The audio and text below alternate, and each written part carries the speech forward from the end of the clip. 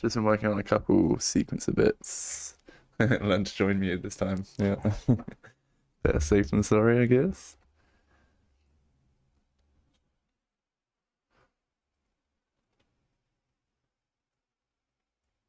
Yeah, cool to see a few of you in here. Super nice.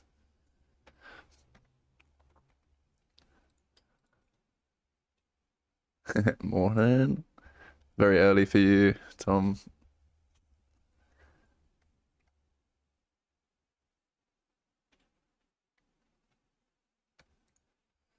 So yeah, once again, just hanging out in the virtual production shed project. I haven't been working on loads this week, so I've had some other bits to do, but kind of in the last hour or so, I've been fiddling with some like triggering camera controls using a HUD. Kind of as a result of it, I think I am going to go with your tip, Alejandro, of controlling all of this outside of Unreal. I just think eventually it becomes necessary. So might be looking at a lot of this stuff that I'm triggering in the HUD. Hopefully it's just like events and, you know, changes to variables and stuff that you could trigger with like OSC. So I think I'm going to use OSC. Found quite a cool tutorial for OSC stuff, and I mean, I think it was all written with JavaScript, if that's correct. Because it's a web-based thing. I guess that makes sense. But yeah, essentially you could like sort of use your inputs from an external program. Because I'm running out of screen space in Unreal. It's a bit COVID-y. Yeah, I'm a little bit under the weather. Hopefully not COVID-y. I did go to London recently, so picked up something over there.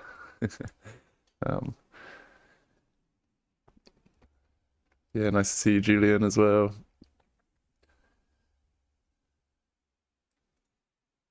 Oh, stream is set to private on YouTube. Oops. That's why no one's watching. Hopefully. Should I restart that?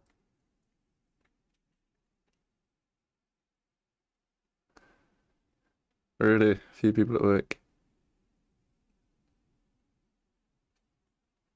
Oh, you're a bit Cody. You're under funk. Unfortunate. That's why you've been so quiet. Don't like to hear it, do we? Few of you got it at Unreal Fest. Oh my days. Did you have a good time at Unreal Fest though?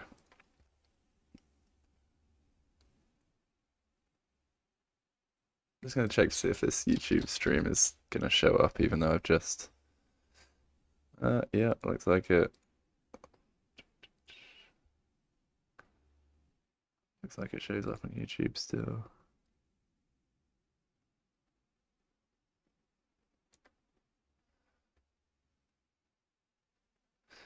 Any highlights from Unreal Fest?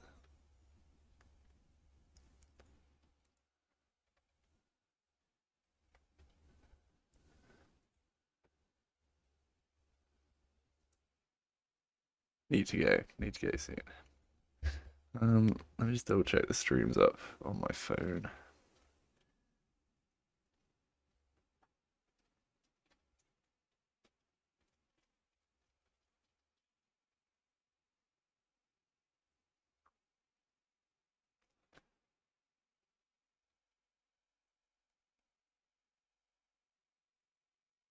Yeah, nice. Sweet. Yeah, sorry, not screen sharing on Discord just yet. I'll turn that on now.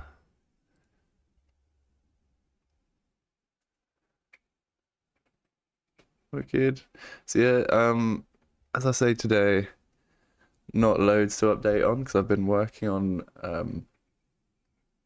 what have I been working on? Oh yeah, I've been working on a podcast tutorial. So we saw this kind of template for a podcast where it was essentially just to, you know, you could have 3 camera inputs coming in at once, 3 real life cameras, and then you could just set those up with video plane placements and just show and hide those. So it's really similar to some of the stuff I've been working on in here, but I just thought I'd condense it into like a start to finish tutorial. Probably just one video of like one 15-minute video of start to finish how to make a really simple podcast setup. Cool. Glad it's sparking your interest. So I just think from that you can then get into exactly, a good start. Yeah, gets you to grips with the basic composure stuff, and then hopefully it's like simple enough that it gives you some overhead to play with, the actual stuff that Unreal can do. Maybe it's worth just showing you what I've got with it, see what you think of it. It's really, really simple. Yes, I've got it here.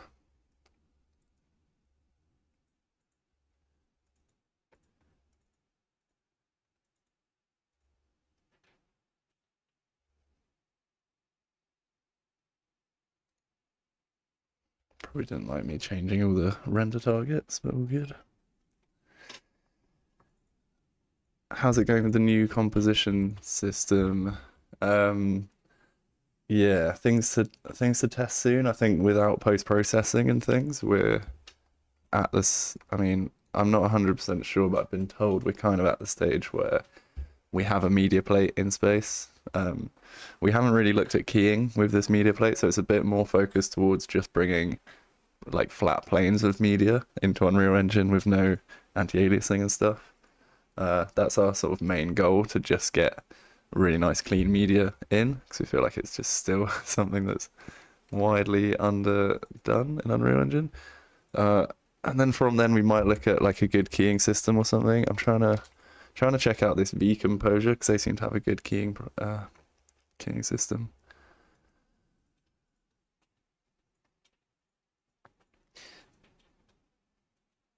But it's coming along. It's going to be a little while, I think. Month or two, at least.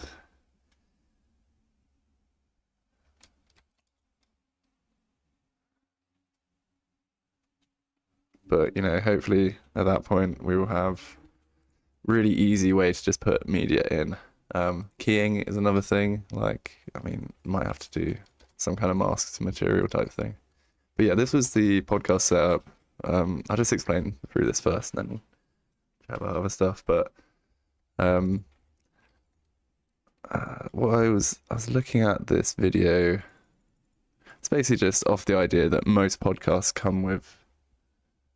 Oh, can't hear anything. I don't think I'm muted because I've got the green thing coming up. Alejandro can hear me. Have I muted myself from you somehow? I don't think so. Cool. Thanks, guys. Should be right. Yeah, maybe I've blocked you.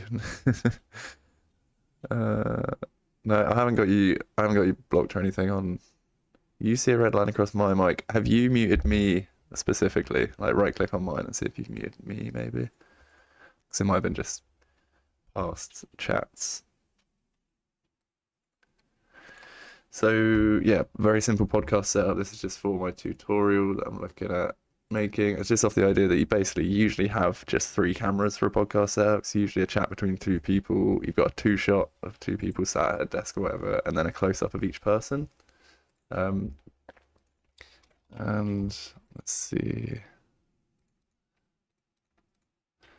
And I'm just kind of sorting this out with level sequences, so it's really, really simple at this point, but it could be built off of. But you just have one sequence, and then you press 2, and this is actually a whole different camera, a whole different media input. Then you press 3, you got a whole different media input again, and you can switch between these in any order. So you could have 3 real-life cameras set up, and then use Unreal to actually switch the cameras because they're all inputting at once. And then also, obviously, you're changing your camera's position in the 3D space. So obviously being way better than just a green screen, it's going to be different shots within a whole 3D space. So that's where this kind of podcast tutorial series, that's where I've got up to so far. And I just did one video of start to finish, like exactly what goes into that. It's a lot of just repeating the same stuff with 3 media plates and 3 sequences and triggering all of those.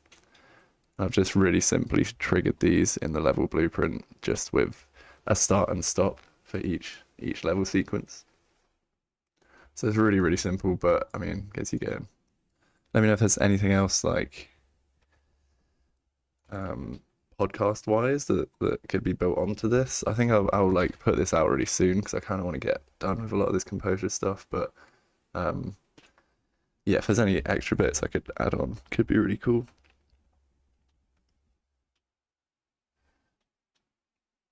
RTMP streams for the 2 hosts. Yeah, so what? So receive. Yeah, not necessarily synced, but yeah, you could do remote podcasts, I guess, can you? Yeah. That's cool, that's cool. I guess maybe a thought with that would be like you'd have to make sure the person is themselves in front of a green screen and they've got the right lighting for the environment and stuff. The lighting is an interesting one, but depends how convincing you want to go with it, I guess, isn't it? It's an interesting one though. I mean, I guess if you've got a guest who you know is fairly savvy with this stuff, that could be really cool. I guess that'll just come down to the media inputs. I don't know how you would receive RTMP. We don't do receivers for RTMP at the moment. That's interesting. Pretty sure we don't anyway. Yeah, we've just got spout and NDI. I guess you could use an external program to receive that. That's quite cool.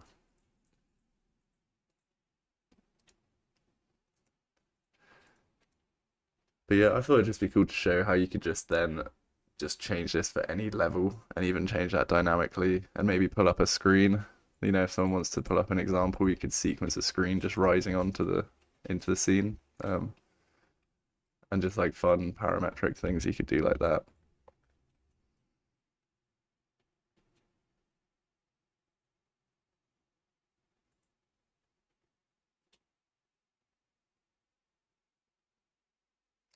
Awesome. Yeah, I'm glad you could see it as like a good starting point. Yeah. I just think this thing of like you don't need tracked cameras for it. You just need 3 cameras, which a lot of people have for podcasts anyway. Um, and that still gives, if you set up your 3 shots quite cleverly, you'll still really get a sense of being in a full 3D immersive space. And you don't even need like live tracked footage. I think that's the kind of really appealing thing for me.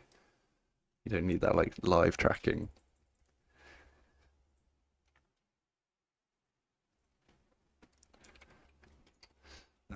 But Alejandro is asking about my specs, my computer specs. I'm not running anything too mental. 3080 Ti, I believe, graphics card.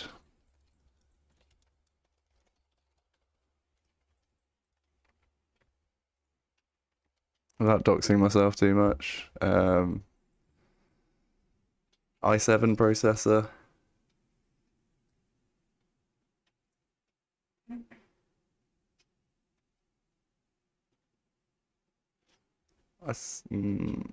I did spend about 2K on this. 64 gig RAM, i7 processor, and I believe 3080 Ti graphics card. It's all the important things, I guess. So I'm not running anything that's too mental, regular kind of gaming PC kind of system. Yeah, I do have a Ti. Yeah. Yeah, yeah. But I've heard people running this stuff fine on less. How do I double check my GPU?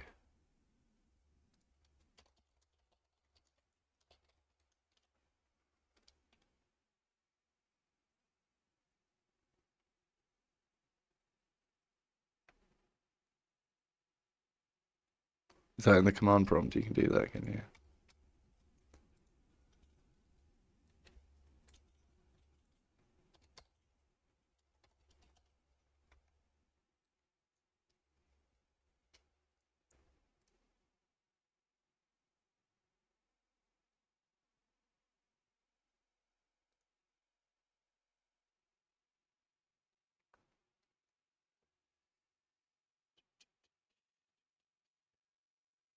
Never done it like this before. Oh, 3070 Ti. 3070. I thought it might have been less than a 3080. So yeah, not the most up-to-date graphics card, but doing the job. Don't know how much Ti is better than not Ti. But yeah, 3070. It's not the most mad graphics card. I'd love to get a 4090. Apparently it just blows stuff out of the water. Seen this stuff of the new graphics cards around the corner as well. It looks like 2024, 25.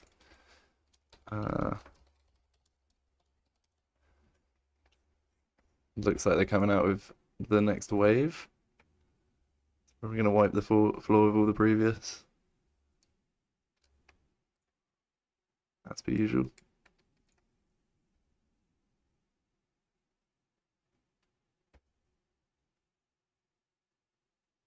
Cool, unrelated question for the outplacement plane. In terms of rendering out for post-production, any thoughts on how to match camera footage? Like, is there a relative positional data that could be brought into Fusion? Otherwise, just pinning to the plane could work, except there's occlusion. So you're talking about fixing the plane to the camera? Because in that 64 gig RAM.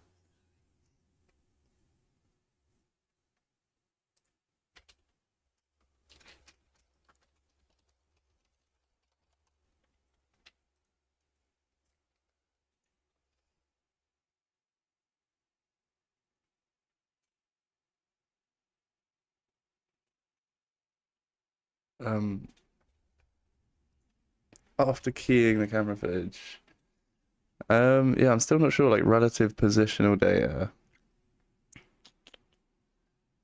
Are you talking about kind of camera tracking, like offline camera tracking? You could kind of do that.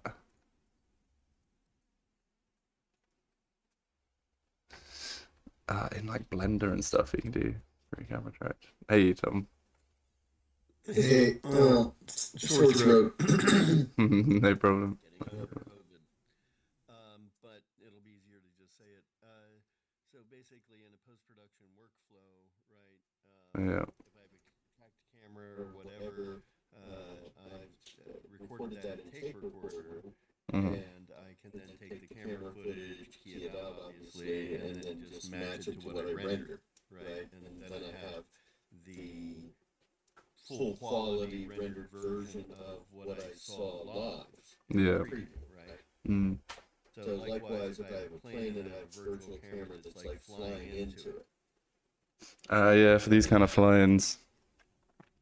Yeah, exactly. If there's virtual camera movement, in other words, obviously the size, scales, but in the camera it doesn't scale, it doesn't change, it's just whatever you're shooting, right? Yeah, yeah. Does that make sense? So you're just looking for like a calculation of how far, or like the transform difference between like from the plane to the camera in a way, aren't you? Yeah, essentially. I don't know if There's a like way to take that. mm, I don't know if the play like the video plane placement can like store that itself, but I feel like there's got to be like a line trace kind of thing you could do. You know, you have blueprints for, getting relative position between two actors. Um, and so you would want that so that you could then take that exact camera position data and use it in another program, basically. Is that? Yeah, I mean, in the end, want to be able to render out the highest quality in, from Unreal, and then match the camera footage onto it. But that camera footage, again, is going to have to scale according to, the position and whatnot Mm. of the plane relative to the camera. Obviously, if it's way out, it's going to see it very small, and as it zooms in or as it flies in, Yeah. it's going to see it getting bigger. Very obvious. point being, I'm not sure what the best workflow is for post production like that. Mm-hmm. Well, I've been doing a lot of. I just did a series of post production videos. I haven't got one with that exact thing in mind, but could be worth checking those out. I mean, for me, what I've realized from like doing it in post is that it is just a lot more flexible. I mean, it's kind of obvious, but you know, you had a lot more flexibility in terms of you could actually you can actually get things like lens flares and stuff a lot better without worrying about the kind of edges of the kind of light captures coming around the edges. And weirdly enough, the video plane placement allows for depth of field, which you don't see in sequencer. But when you hit render, you actually get depth of field on your talent, which I thought was absolutely mind blowing because that's obviously like a really key thing for a lot of kind of more filmic shots. Um, and that was I don't know exactly why that works, but it's just one of the things that's a bit more flexible about doing stuff offline. Um, I don't know about this kind of fly-in thing, like what the best method is for it. Um, Okay. I yeah, just thought I'd yeah. ask if you had any ideas. Like I said, it'd be easy enough to pin it. Mm, But then if there's any occlusion, that would be the only thing. And I guess if it were, if you had that relative position of the plane, like where its four corners are, mm, as it changes as you fly in, yeah, it seems like that info obviously has to be there, otherwise it wouldn't change. mm, And if that info's there, in theory, it could be exported or something uh, in the time, anyway. mm. I think again, Get a it's tape like, recorder running. yeah, yeah. It'd Okay, be, just a thought. yeah. I mean, again, it's like it's one to kind of try out by doing it. Really, like it'd be cool to try and hash that out together, like with a visual as well. But I often need to like tweak stuff, see if it works, then change it if it doesn't. um, yeah. I feel like also maybe like depth masks could be worth looking into as well. Like if you're talking about objects occluding the talent and stuff, you could even if you're um uh, putting your talent into the scene after the fact of recording all the 3D, you could take like the depth map and use that to occlude them behind objects. Apparently, it's not the highest res though. I know William Fulcher was saying it's just like pretty much unusable, but I don't know. It could be worth looking into as well. You could take that same shot that you had of you kind of flying in. I'm just sort of picturing like flying into someone and they're sort of like stood in through a window or something, and that's occluding them a little bit. You could Right. you take that same 3D image, but take the depth map as well. Uh, which you can just use as a visualization type here. Pretty sure scene depth. So that would give and if you kind of um tweak these values in a little bit, you can set a certain depth. Um, or you can just take this whole scene depth map and tweak it in your other program. So as things get closer, they get darker. Um, Right. could be something there. That's generally how people would take a 3D render like this and then composite smoke in at a certain distance. They would do something like that. So could be something there. Right. Speaking of depth maps, I got the software Switchlight. Did you get on Mm. that beta? Yes, I did as well actually. Yeah, indeed. Did you play I, with it I yet? haven't tried it out yet. No. Yeah. Have you? I did briefly yesterday when I finally kind of crawled out of bed Mm. for a bit.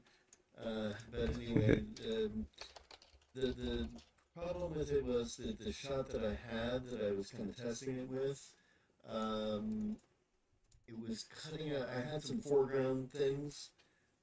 Basically, I had somebody like on a piece of furniture, and it was cutting them off of the piece of furniture, even though that was meant to be foreground. It was meant to be in the scene. And the way it's designed is to kind of cut things out of the background, but So foreground more image. people. Yeah. And I don't want just the people. I just want anything that's not green. Oh, right. So it kind of struggles with non-people, does it? Yeah, it just assumed it was background, and so it cut it out. Mm. And so that kind of threw things off quite a bit. So I've got to figure out if there's a way to tell it to only,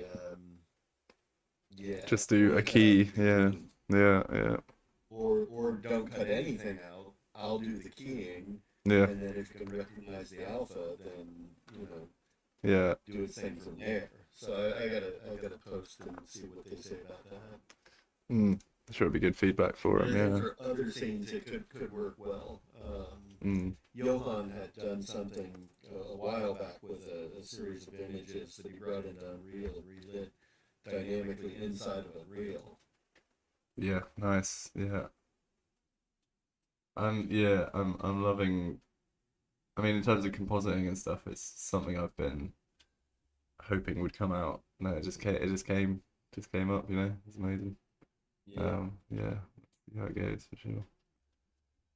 I just had quite a good suggestion in the chat here for your camera data. How you can export it as an FBX.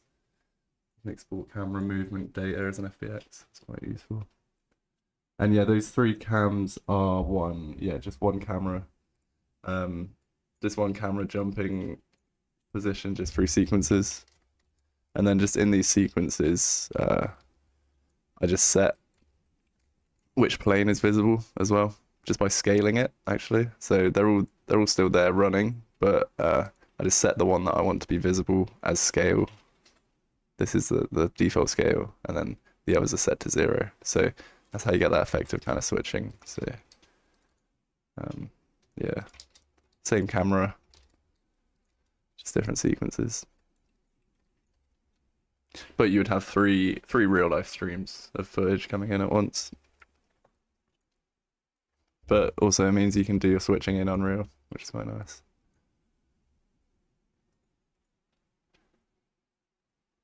How come? Why do you think it's better to take visible? Because I've been finding that you get lag and two of them show up for a little bit if you click visible and invisible. Okay, UV doesn't like 0. That's interesting. Could try it with visible as well.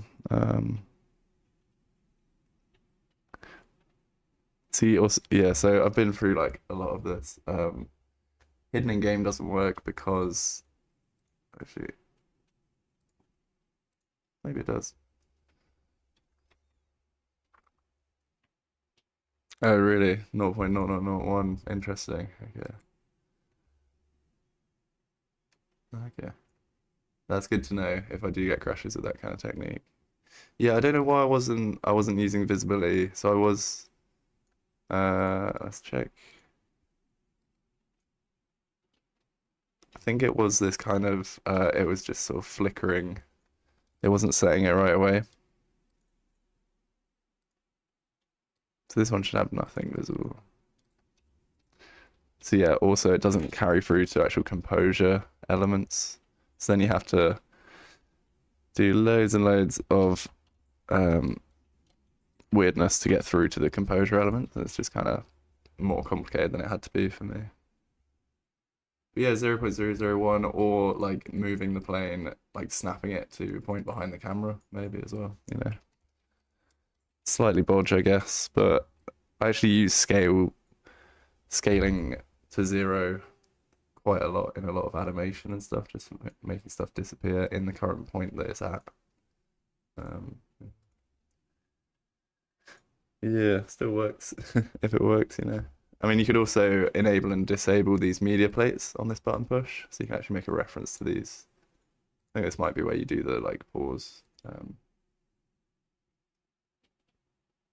But it's just quite hard to get through to the point you want to get to in these composure elements, and I just didn't want to spend too long really yeah, diving into that. I know you can set like custom events and then like trigger these. So you can do any binding in the yeah. So I think this is where I was finding like oh good.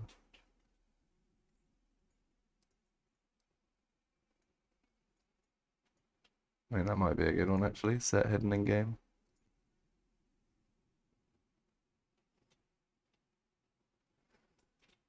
So yeah, there is that as an option for sure, but I just found scaling to just be easy.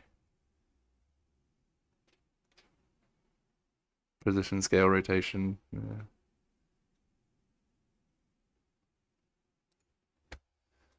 But yeah, I've also been looking at slightly more complex setups after this podcast template, diving into this UI stuff. Let's see if I can switch over.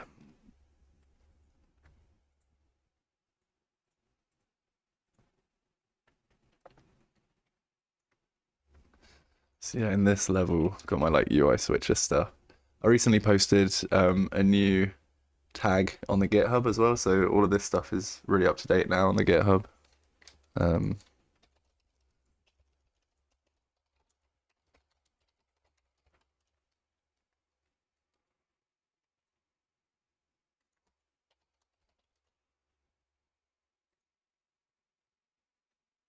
on our website as well, actually.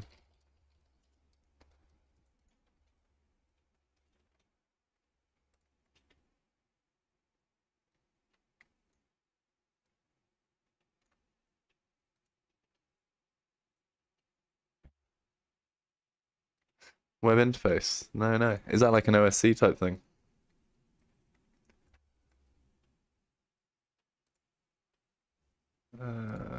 So this should give you the latest version.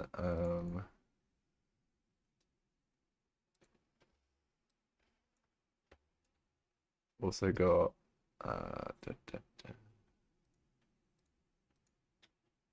tags here, V2 here.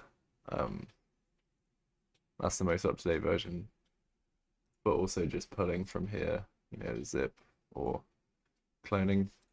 You can get the most up-to-date version with that podcast template already on there. But hold on, let's double check that the website one is up, working.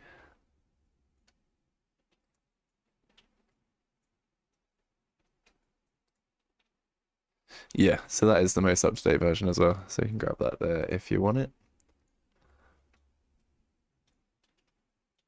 Cool. Even for your phone, very cool. Yeah, love the sound of that. Web interface. Because yeah, as I say, I've just been like losing space, and I just think I'm doing it slightly how Unreal is not quite wanting me to do it by with this whole HUD setup that I've got at the moment. So an external controller is definitely needed.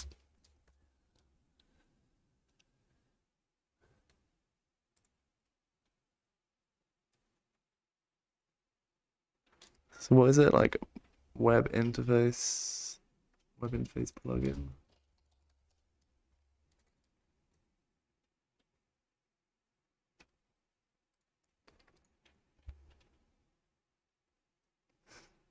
It's gotta be it then, yeah. That looks great, yeah. Definitely getting on that. Thanks for that. Is that through OSC again, or is it its own?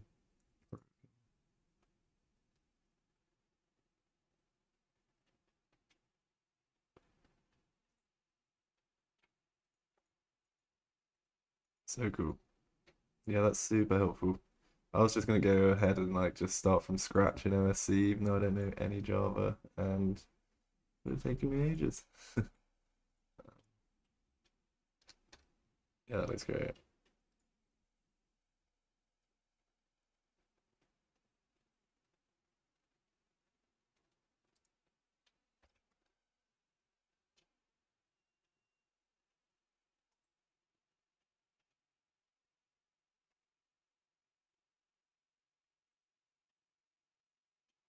Still didn't full on get it and how it works, but you'd use it for real time. What's real time CC?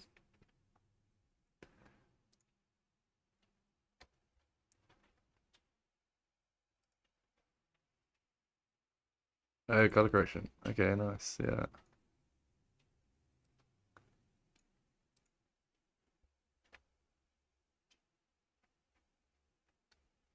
Real time color correction when like someone's on set. Yeah, that'd be great. And do you use Unreal materials for the actual driving of the color correction then?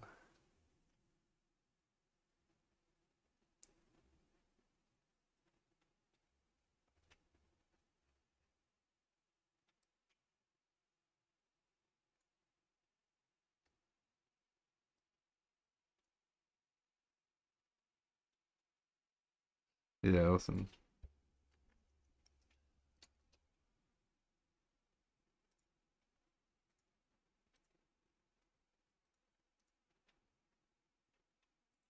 Oops.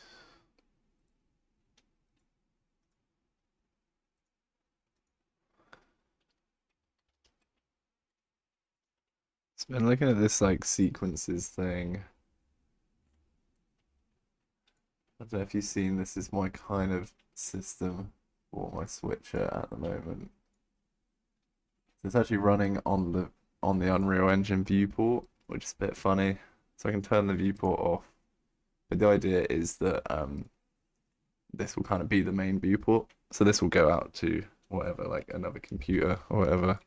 I even made a little editor widget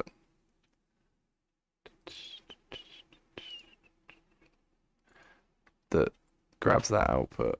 So you know you can could just keep that in another window if you want, and you can see what your final output is looking like.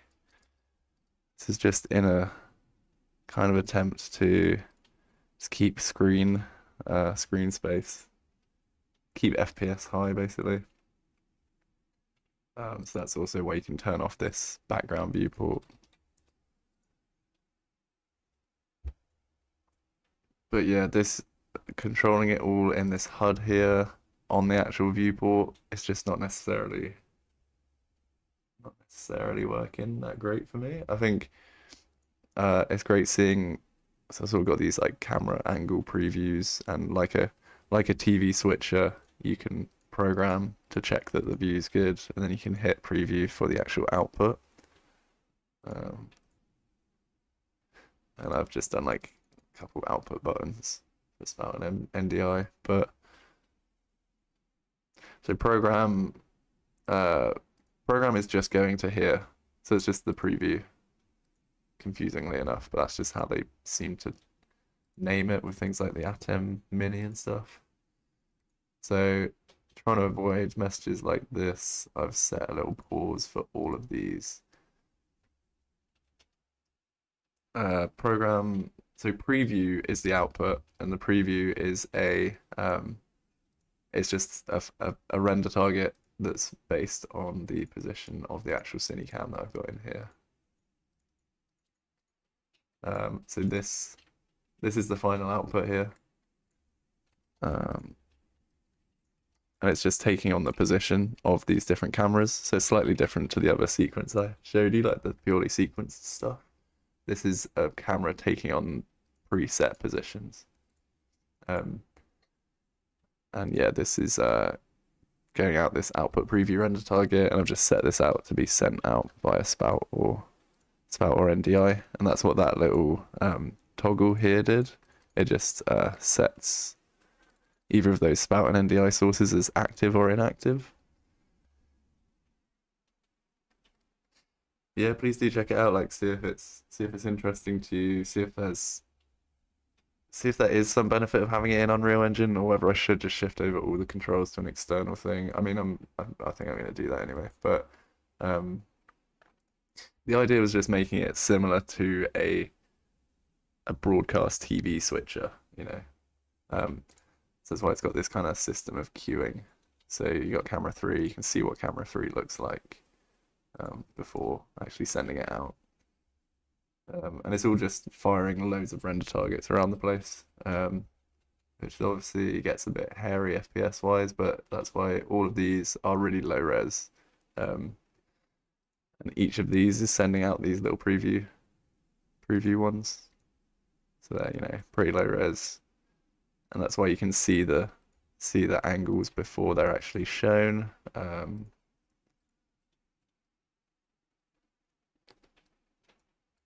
Hey Moises, nice to see you. Yeah, it's just stuff I've been fiddling around with really. It's all made, yeah, just blueprints actually, no C++. I'm just figuring out, you know, ways to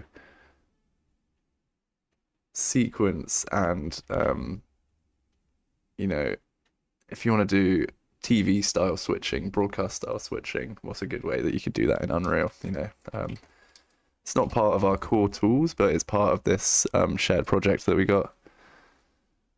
Yeah, thanks. I'm glad you think it's cool. You're free to just download this and build on it, or you know, suggest anything. I'll chuck the link in the description here now. Actually, I've uploaded all of this to the GitHub recently, so.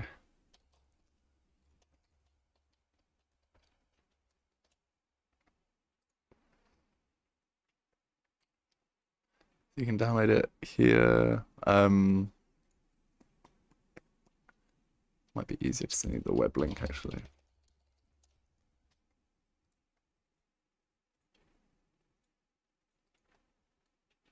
So this one down here.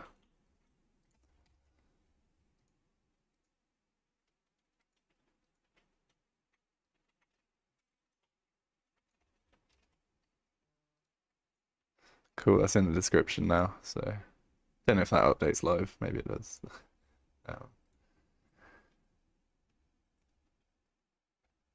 Looks interesting. Definitely check it out. Both ways does their job. Yeah, something to be said for having it all in Unreal for sure. It's figuring out the best way. You know, you go so deep into a certain system, and then you like might need totally uprooting, but as is the way. Back to the podcast scene. Is it possible to get 3 different cameras into those planes via Agile input? Yeah, 100%. So it's exactly what this is kind of built for. So it's this idea that people would have 3 cameras anyway. And what I've used here is just 3 different spout inputs. So these are all different inputs. They're not just crops of the same image, they're 3 different videos. And that was with the idea that someone could pick this up and change the inputs for something like Agile inputs. So you would just basically take this template, and instead of this spout input pass, you could do media input, and you know, create that as you normally would with any media input.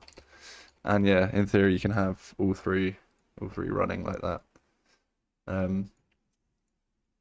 There is methods for stopping and starting these media plates, as I sort of showed a little bit earlier, but honestly, I think you can, with media plates, it seems like you can just have loads running in the background.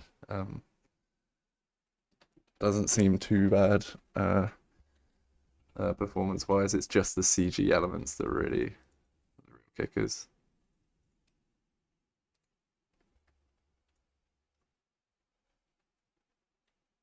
Oh, really cool. Podcast studio. Planned to implement virtual production in Dubai. Very cool.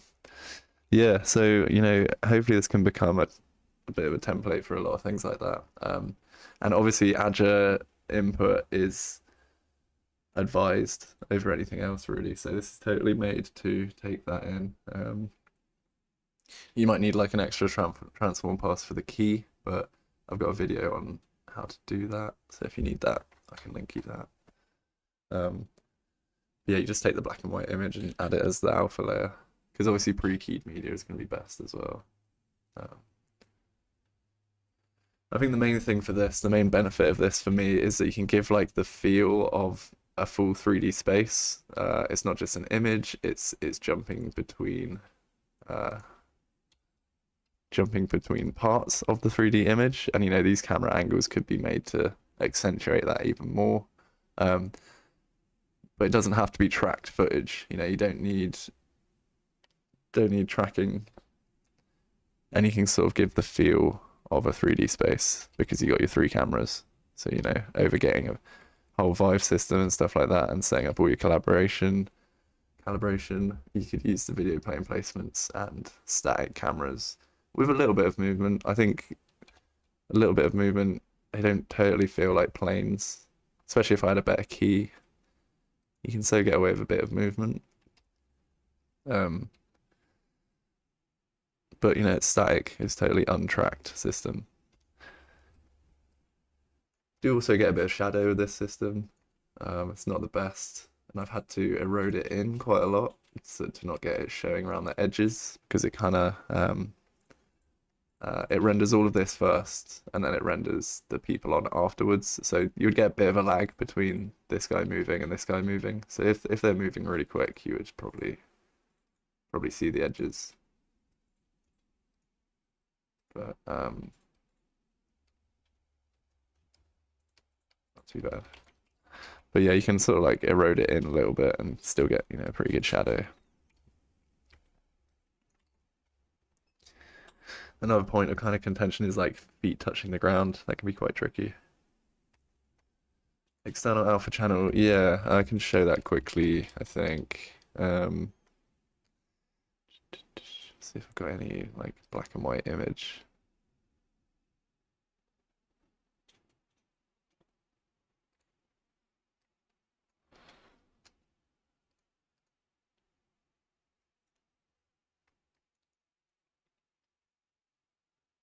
Thanks so much, Chipko. Always appreciate your support.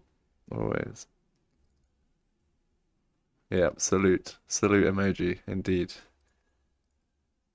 Okay, so this is the only black and white image I can find right now. But say this is your black and white image of your key that you want. So it'd be a silhouette of a person or something, you know. But ideally, the white is going to be emitted and the black is going to come through. I'm pretty sure it's pretty easy to just add this onto any media. You can go in here, down here, create a material,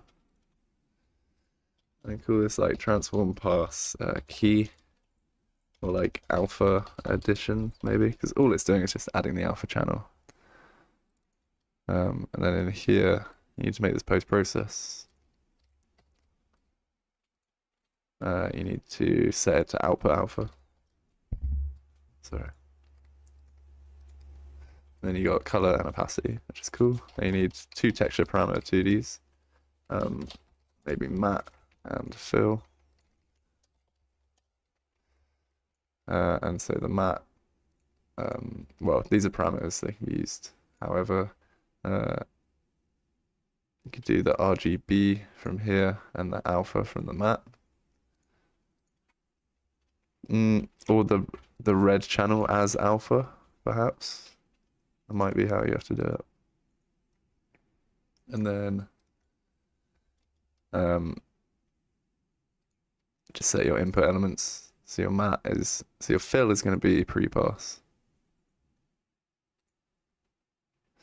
And then your matte needs to be, maybe you could just set that as not even a parameter. How did I do this before?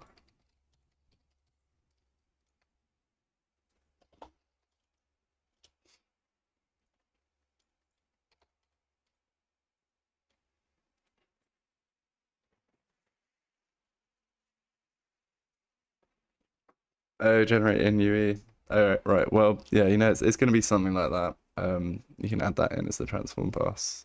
I guess we're getting the masked image there. It's something like that. I've got a more specific video out there. Yeah. How did I do this before? For sure. Should it be? Can you generate in UE or should it be third-party software? Like because with external keys, you just get a black and white image, don't you? You just get 2 images coming through live.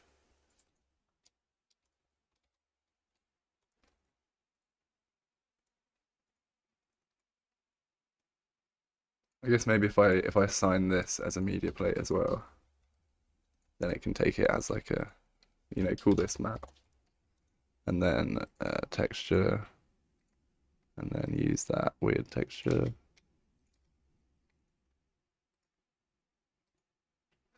And then for this, you would set that as the parameter.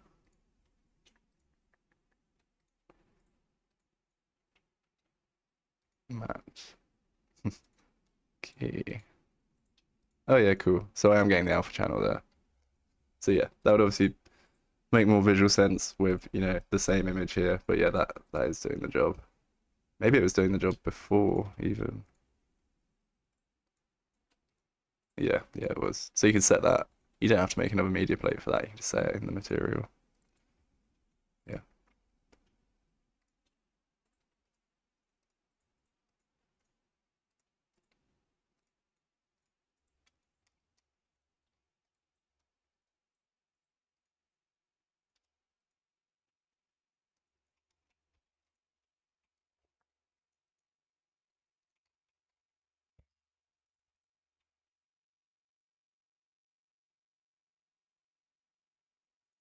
Yeah, inside UE keying, I really think the keyer that you get with the composure stuff is actually the best. Better than the MF, like the material function chroma keyer. I think this one's the best. I did just make a little addition to the despill. Uh, made like a custom despill that just changed the hue as well. That was the only extra thing I needed. I don't know why exactly people are like, oh my God, don't do your keying in Unreal. I've just never had like the best footage to even work with, you know.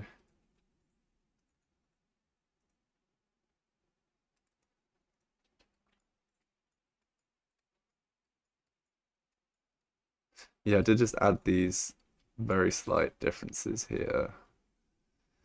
And that just means you can do a despill with a hue shift as well. So you can like instead of it just trying to make it gray, you can make it whatever, like a cooler gray or a warmer gray as well. So, you know, slight material adjustments can always help. Default keyer in Bludget in Azure Blackmagic. Pop up when you're making a media bundle. Oh yeah, true. Yeah, that one's good too. If it works, you know, if it's working.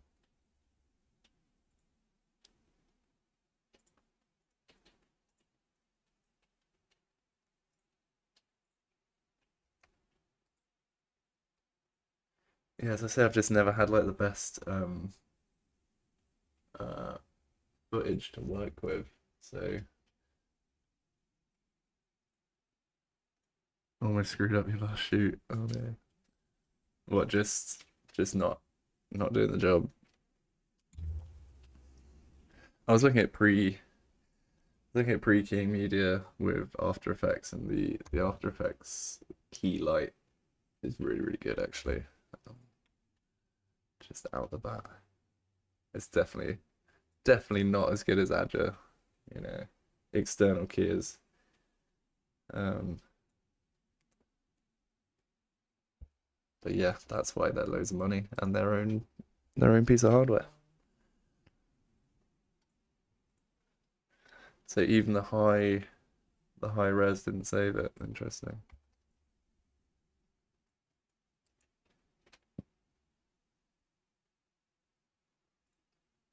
Is there anything else people want to ask or cover this week? I'm gonna shoot off in a sec. It's been really great to have you all on here with your ideas. It's always amazing.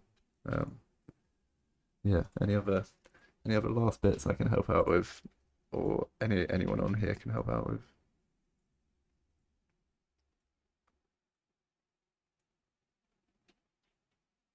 Yeah, 2 or 4K. Yeah, that's the thing.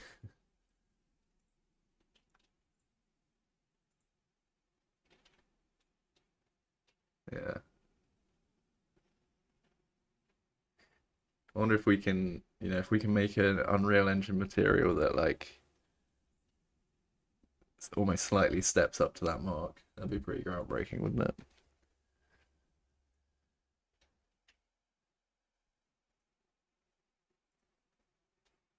maybe want to look into putting to the project in future. I just don't know how. I don't know what the real, the real science between what makes it good and bad really is when you get down to it. I know there's more kind of features. You got the like more things to toggle, but maybe we should do a bit of a deep dive into keying and try and get the very, very best key out of Unreal soon.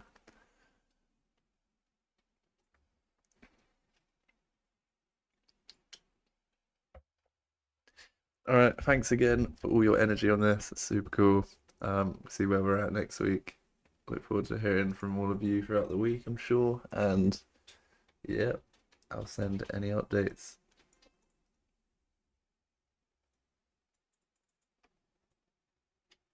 Yeah, thanks all.